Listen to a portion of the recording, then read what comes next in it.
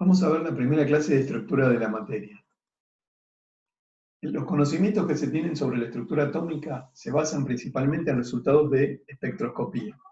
La espectroscopía es el análisis de la radiación electromagnética emitida o absorbida por las sustancias. Para entender básicamente a qué nos referimos cuando hablamos de radiación electromagnética, tengamos en cuenta que el campo eléctrico mide el efecto que sufre una carga de prueba localizada en un punto. En la próxima diapositiva vamos a considerar una fuente de radiación electromagnética, podría ser, por ejemplo, una lámpara que emite luz visible y una carga de prueba. Si nosotros nos fijamos el efecto que tiene la radiación electromagnética generada por la fuente en función de la distancia a la que se encuentre la carga de prueba respecto de la fuente, vamos a ver que obtendríamos, representando el efecto en función de la distancia, una onda como la que aparece en la diapositiva. La distancia entre dos máximos consecutivos de esa onda es lo que se conoce como longitud de onda y se indica con la letra griega lambda. Si ahora mantenemos la distancia entre la fuente y la carga de prueba constante, pero nos fijamos cuál es el efecto que tiene la radiación electromagnética sobre esta carga en función del tiempo, veremos que el efecto va a depender del tiempo y al graficar el efecto, que sería el campo eléctrico, por ejemplo, generado por la radiación electromagnética sobre la carga de prueba, obtendríamos también una onda. Si en un momento dado el efecto es máximo, como en este punto, y vemos cuánto tiempo es necesario para que el efecto vuelva a ser máximo, bueno, decimos que durante ese tiempo transcurrió un ciclo. Si consideramos cuántos ciclos hay por segundo, ahí obtenemos la frecuencia de la radiación que se indica con la letra griega nu. Entonces, repasando un poquito, la longitud de onda la podríamos tomar como la distancia entre dos máximos consecutivos, entre dos mínimos consecutivos, o entre dos puntos como este, donde la amplitud es 0, y este otro, donde también la amplitud es igual a 0. La longitud de onda va a tener una unidad de longitud, y la frecuencia, como son ciclos por segundo, su unidad será de tiempo a la menos 1, 1 sobre segundo. La velocidad de propagación de la onda para una radiación electromagnética es la velocidad de la luz, que tiene un valor constante en el vacío, aproximadamente de 3 por 10 a la 8 metros sobre segundo. Esta velocidad de propagación es igual al producto de la longitud de onda por la frecuencia de la radiación. En realidad, puede interpretarse la radiación electromagnética como campos eléctricos y campos magnéticos que van variando y oscilando en el tiempo y en la distancia. Bueno, esto lo van a ver, la explicación la van a ver más detalladamente en el curso de Física 2 el próximo año. Bueno, repasando un poquito, la velocidad de propagación de la onda es la velocidad de la luz, la indicamos con la letra C, en el vacío tiene un valor de 2,998 por 10 a la 8 metros sobre segundo, o teniendo en cuenta que en un metro hay 10 al cuadrado centímetros, o 100 centímetros, será 2,998 por 10 a la 10 centímetros sobre segundo. Esta velocidad de propagación de la onda, dijimos que era igual a la longitud de onda por la frecuencia. La unidad de la frecuencia es 1 sobre unidad de tiempo, o sea, 1 sobre segundo. Esta unidad se lo llama Hertz. Para la longitud de onda, bueno, tendrá unidad, dijimos, de longitud, y en el caso de hablar de radiación electromagnética de luz visible, infrarroja o ultravioleta, en esos casos habitualmente se usa como unidad de longitud de onda el nanómetro y el ángstrom. Bueno, recordemos que en un metro hay 100 centímetros y hay 10 a la 9, es decir, 1000 millones de nanómetros. El ángstrom es la décima parte del nanómetro, entonces en un metro habrá 10 a la 9 nanómetros, pero 10 a la 10 ángstrom. Por lo tanto, bueno, un nanómetro será 10 a la menos 9 metros y un ángstrom será 10 a la menos 10 metros. Esto es un repaso como para que podamos hacer algunos de los problemas. Hay otra definición, otra propiedad de las ondas, que es el número de onda, se indica con la letra nu, con una raya arriba, y es la inversa de la longitud de onda.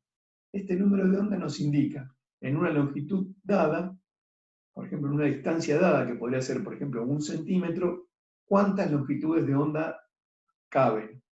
Fíjense en el ejemplo. En este caso, en 1 centímetro habría una longitud de onda, 2, 3 longitudes de onda. Por lo tanto, en ese caso, el número de onda será 3 centímetros a la menos 1. Recuerden entonces que si la velocidad de la luz era igual a la longitud de onda por la frecuencia, de esta ecuación podemos despejar la frecuencia como la velocidad de propagación, que es la velocidad de la luz, sobre la longitud de onda, y por lo tanto, como la inversa de la longitud de onda es el número de onda en U raya, la frecuencia me queda igual a la velocidad de la luz por el número de onda. Es decir, que son directamente proporcionales la frecuencia y el número de onda. Bueno, en este caso tenemos un problema muy sencillo que nos representa ondas de distintos colores en el gráfico y pide que identifiquemos la onda con mayor frecuencia. Bueno, recordemos que la frecuencia es inversa a la longitud de onda, ya que la velocidad de propagación de la onda, la velocidad de la luz, es igual a la frecuencia por la longitud de onda. Es decir, que la onda de mayor frecuencia sería la que tiene menor longitud de onda, que en este caso sería la de color azul. Después me pide que identifique la onda con mayor longitud de onda. Bueno, en este caso claramente será la de color violeta. La de mayor velocidad de la luz, recuerden que la velocidad de propagación de la onda es la velocidad de la luz y tiene un valor constante, que dijimos que en el vacío tenía un valor de aproximadamente 3 por 10 a la 8 metros sobre segundos, es decir que todas tienen la misma velocidad de propagación, la misma velocidad de la luz, y después me pide que identifique la onda con mayor número de onda. El número de onda era la inversa de la longitud de onda, es decir, la que tenga menor longitud de onda será la de mayor número de onda, en este caso nuevamente será la onda de color azul. Bueno, acá tenemos un problema ya más cuantitativo, donde nos piden que completemos una tabla. Fíjense, en esta tabla hay 3 radiaciones electromagnéticas, de una me dan la longitud de onda como dato, de la otra el número de onda y de la otra la frecuencia. Los números de onda aparecen expresados en centímetros a la menos 1, la frecuencia en hertz, y para la longitud de onda, dependiendo del caso, me pide que la expresemos en distintas unidades. Bueno, empecemos llenando la primera fila, que es la de longitud de onda de 7400 angstrom. Bueno, recordemos que un angstrom son 10 a la menos 8 centímetros, por lo tanto, la longitud de onda será 7400 por 10 a la menos 8 centímetros. Bueno, si quiero calcular el número de onda, como el número de onda es 1 sobre la longitud de onda, tendré que hacer la inversa de 7400 por 10 a la menos 8 centímetros, y eso me da 1,351 por 10 a la cuarta centímetros a la menos 1. Para calcular la frecuencia, bueno, recuerdo que la velocidad de la luz era el producto de la frecuencia por la longitud de onda. Por lo tanto, la frecuencia es la velocidad de la luz sobre la longitud de onda. Uso el dato en centímetros sobre segundos para la velocidad de la luz, ya que voy a expresar la longitud de onda en centímetros. Bueno, hago la cuenta, fíjense, centímetros se cancela con centímetros, y me queda la frecuencia en 1 sobre segundo, que es hertz. Bueno, ese valor me da 4,051 por 10 a la 14. Bueno, ahí tendríamos completa la primera fila de la tabla. Para la segunda fila, tenemos como dato el número de onda ahora, y yo sé que la longitud de onda y el número de onda, uno era la inversa de la otra, es decir, que la longitud de onda será la inversa del número de onda. Si el número de onda es 5 por 10 a la menos 2 centímetros a la menos 1, bueno, la longitud de onda será la inversa de ese número, y la cuenta me da 20. Como tengo 1 centímetro a la menos 1 en el denominador, la unidad de la longitud de onda me queda directamente expresada en centímetros. Pero el problema me pide que la exprese en metros. Bueno, ahí tengo que recordar que 100 centímetros corresponden a 1 metro, por lo tanto los 20 centímetros corresponden a 0,2000, bueno, en este caso por la cifra que tiene, metros, y tengo ya la longitud de onda calculada. Para la frecuencia, como la frecuencia por la longitud de onda era igual a la velocidad de propagación de la onda, la frecuencia me queda igual a la velocidad de propagación, que es la velocidad de la luz, sobre la longitud de onda. Como tengo la longitud de onda en centímetros, a la velocidad de la luz la expreso en centímetros sobre segundos. Es decir, 2,998 por 10 a la 10 centímetros sobre segundos, dividido 20 centímetros. Bueno, esto me da una frecuencia de 1,499 por 10 a la 9. Las unidades me quedan 1 sobre segundo, porque centímetro con centímetro se cancela, y esto es Hertz. Bueno, completamos así la segunda fila de la tabla.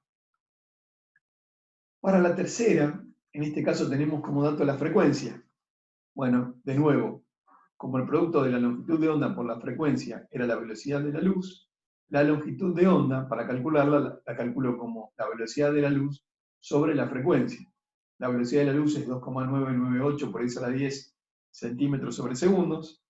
Como frecuencia pongo el dato del problema, que es 7 por 10 a la 15.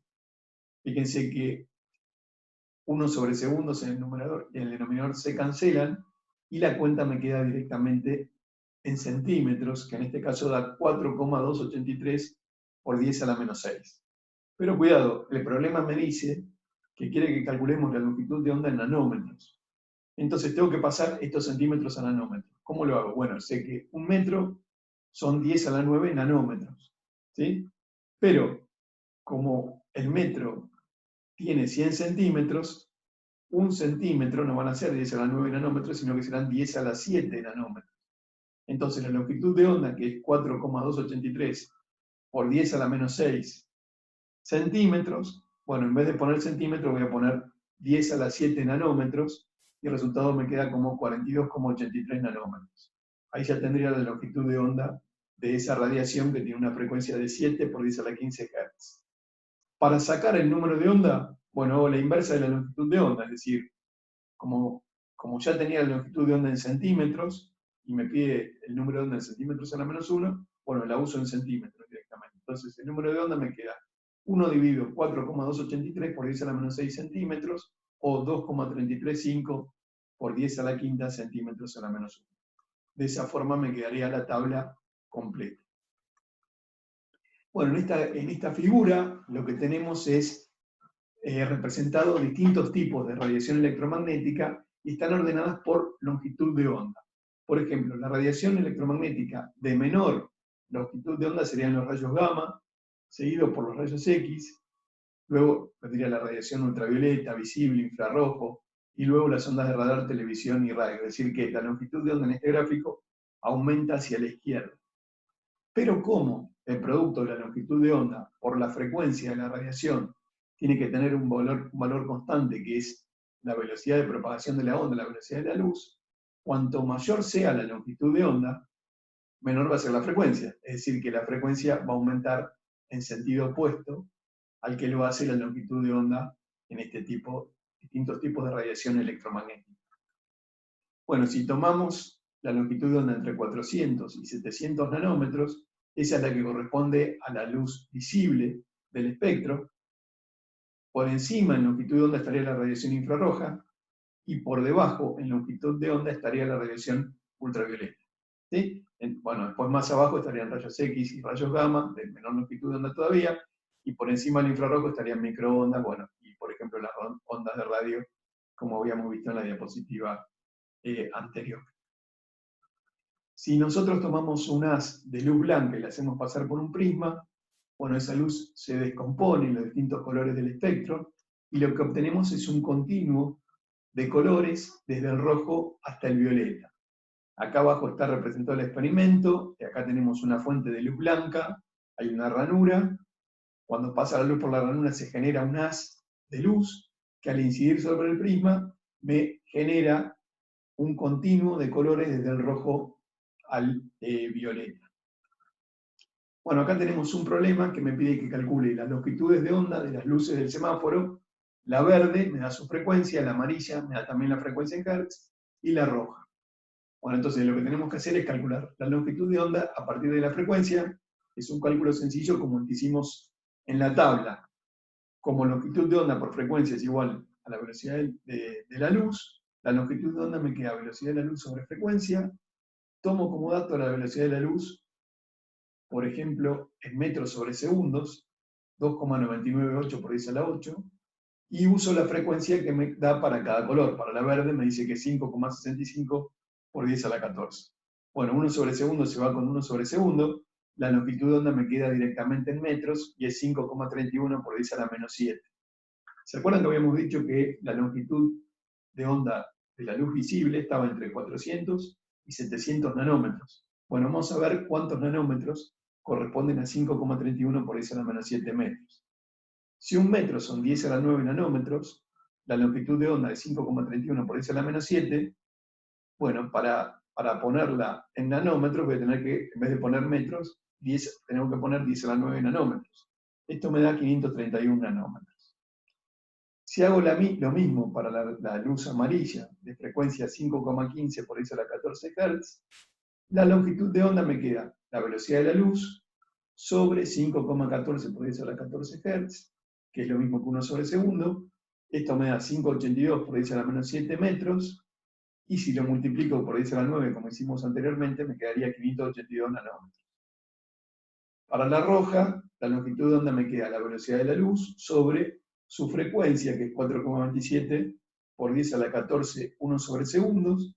Ahí me quedaría lambda igual a 702 por 10 a la menos 7 metros, o 702 nanómetros.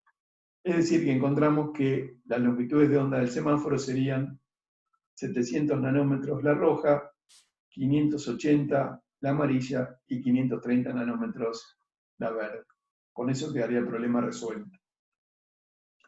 Bueno, yo les decía hace un rato que mucha de la información que tenemos de la estructura atómica surgió del análisis de los espectros de emisión de los vapores atómicos. Un vapor atómico sería un vapor formado por átomos del elemento que estamos analizando. Por ejemplo, si yo tuviera hidrógeno, el hidrógeno a temperatura ambiente y a la presión atmosférica forma moléculas diatómicas. Bueno, yo tendría que entregarle energía a esta molécula de hidrógeno de alguna manera para descomponerla en átomos, porque necesito tener justamente un vapor atómico. Eso se puede lograr calentándolo a cierta temperatura o, por ejemplo, con una descarga eléctrica. Bueno, una vez que uno tiene el vapor atómico, en ese vapor atómico habrá átomos que tienen un exceso de energía, y cuando pierden ese exceso de energía, lo que emiten es luz. Si analizamos la luz que es generada por ese vapor atómico, lo que vamos a ver es que van a aparecer únicamente algunos colores del espectro. Es decir, no vamos a tener un espectro continuo, como en el caso de analizar directamente la luz blanca, donde teníamos todos los colores desde el rojo hasta el violeta, sino que vamos a tener solamente algunos colores en particular.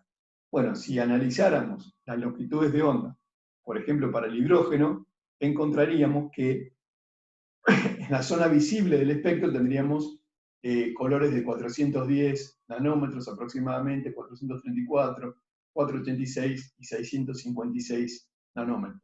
Es decir, que en este caso tendríamos únicamente algunos de los colores del espectro, algunas longitudes de onda o colores del espectro, pero no tendríamos un continuo como cuando se analiza la luz blanca que pasó por un prisma. Por ejemplo, en este caso está mostrada el espectro de emisión del Sol. Fíjense que están prácticamente todos los colores, faltarían algunas banditas en ciertas longitudes de onda, pero tenemos prácticamente un espectro continuo. Y acá aparecen los espectros de emisión de algunos átomos, como el hidrógeno a ciertas longitudes de onda tiene emisión, el helio a otras longitudes de onda diferentes, el mercurio a otras diferentes y el uranio a otras distintas. Es decir, que cada elemento tiene un espectro característico. Bueno, y si se plantea en algún momento un modelo atómico, como vamos a ver, debería ser capaz de justificar el espectro de cada uno de estos elementos. La emisión de distintos colores se puede ver cuando uno, por ejemplo, arroja cristalitos de una sal a un mechero, y dependiendo del catión metálico que esté formando parte de esa sal, bueno, el color de la llama va cambiando. Por ejemplo, se pone roja cuando la sal es una sal de litio, amarilla para una de sodio, violeta para potasio o celeste para cobre. Es decir, que esos espectros de emisión se pone en evidencia también cuando uno arroja una pequeña cantidad de la sal directamente a un mechero. ¿Qué diferencia hay entre un espectro de emisión y un espectro de absorción? Bueno, en el caso del espectro de emisión, nosotros no necesitábamos una fuente de luz porque cuando teníamos el vapor atómico, algunos de esos átomos que tenían un exceso de energía, cuando la perdían, emitían luz de determinados colores. Bueno, en el caso del espectro de absorción, el experimento es diferente porque necesitamos una fuente de luz, por ejemplo, podría ser una fuente de luz blanca, como está mostrado acá en la diapositiva.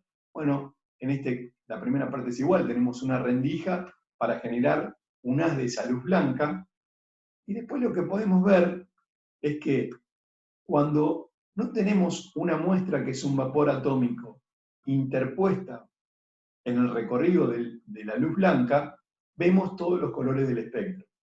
En cambio, bueno, cuando esa luz es analizada, por supuesto, con un prisma, como habíamos hecho en el caso anterior.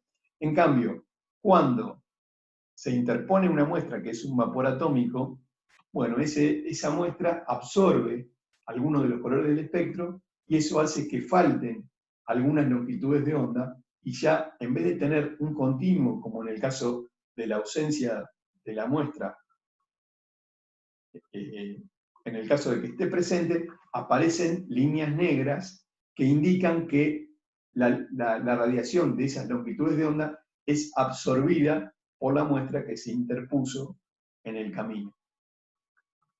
Cuando se compara el espectro de absorción con el de emisión del mismo elemento, fíjense que si en la emisión aparecía una línea a esta longitud de onda, a esta otra en el amarillo, por ejemplo, y a esta otra en el azul, bueno, en la absorción justamente faltan esos colores del espectro, es decir, que hay una concordancia directa entre el espectro de absorción y el espectro de emisión del mismo elemento. Bueno, en este caso hay una lámpara de hidrógeno donde a través de una descarga eléctrica se genera ese vapor atómico. Los átomos de hidrógeno cuando pierden energía, se dice que se desexcitan, emiten radiación de distintas longitudes de onda. Por ejemplo, en este caso, bueno, aparece a 410, 434, 486, 656, y esa es un conjunto de longitudes de onda, bueno, que la descubrió este científico Balmer, y por eso se le puso a ese conjunto de longitudes de onda la serie de Balmer, que corresponde a la región visible del espectro. Hay una ecuación, que es una ecuación matemática, que sirve para, digamos, para poder reproducir las longitudes de onda del espectro de emisión del vapor de hidrógeno. Esa ecuación matemática tiene esta fórmula.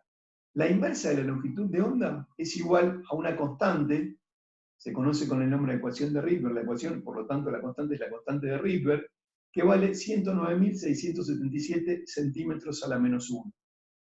Bueno, van a ver que en el espectro de emisión del vapor de hidrógeno hay radiación, por ejemplo, ultravioleta, visible e infrarroja.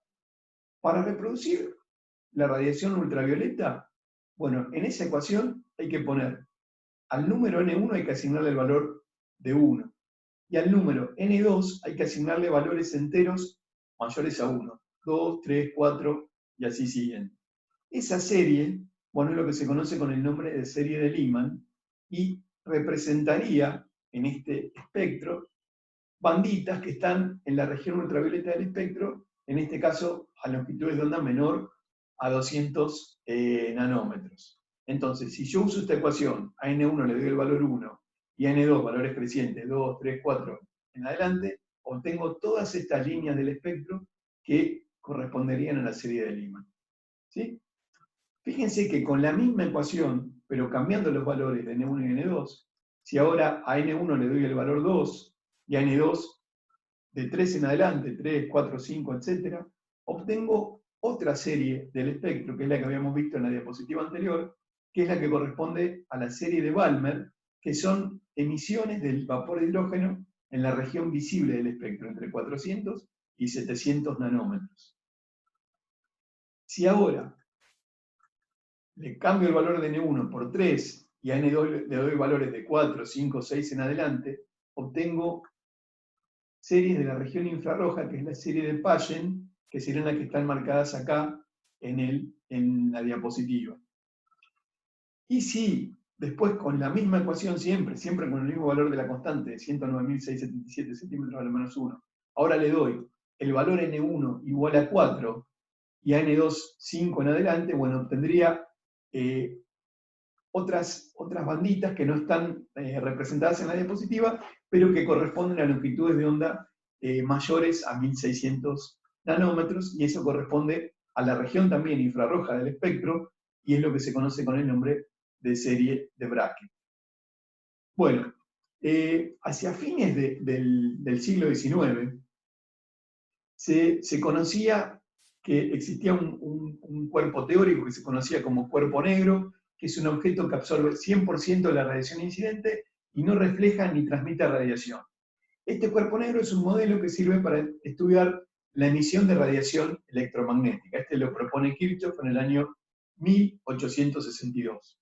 Si bien es un modelo teórico, hay varios materiales que tienen características similares al cuerpo negro, y hacia fines del siglo XIX se estudió la emisión de estos materiales.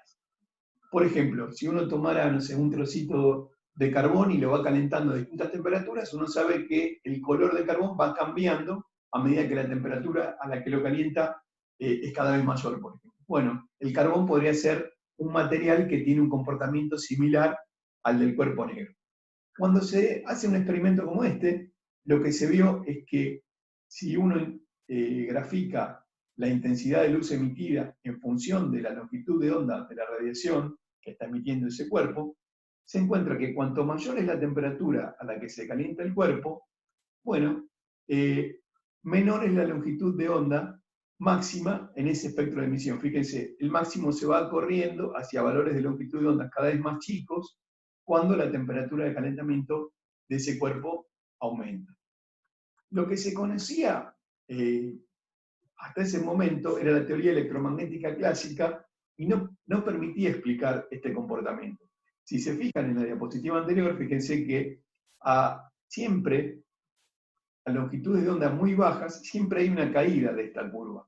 ¿Sí? Por más alta que sea la temperatura, siempre la curva cae hacia longitudes de onda bajas. Bueno, con lo que se conocía hasta ese momento, no se podía explicar esto, sino que los cálculos teóricos siempre indicaban que por más que la longitud de onda bajara, la emisión iba a ser cada vez mayor para ese cuerpo negro, ese cuerpo que tenía un comportamiento similar al cuerpo negro. Esa discrepancia entre la teoría y los datos experimentales es lo que se llamó en esa época como catástrofe ultravioleta, que sería el fallo de la teoría electromagnética clásica para explicar la radiación del cuerpo negro. Bueno, posteriormente, en el año 1900, Max Planck propone que el intercambio de energía entre materia y radiación se produce en cuantos o paquetes discretos de energía, donde cada paquetito de energía estaba relacionado directamente con su frecuencia, y ese contenido energético de ese paquete que emitía, por ejemplo, el cuerpo que tenía un comportamiento similar al negro, era proporcional a la frecuencia a través de una constante que luego se la llamó constante de Planck, que tiene unidades de Joule por segundo multiplicado, y es 6,626 por 10 a la menos 34. Él lo que propone es que cuanto mayor es la temperatura a la que se calienta el cuerpo, mayor es la frecuencia que adquieren las oscilaciones de las partículas que forman parte del cuerpo, y por lo tanto pueden emitir radiación de mayor frecuencia, y esa radiación de mayor frecuencia también corresponderá a paquetes energéticos de mayor energía. Bueno, con esto quedaría terminada la primera parte de la estructura de la materia.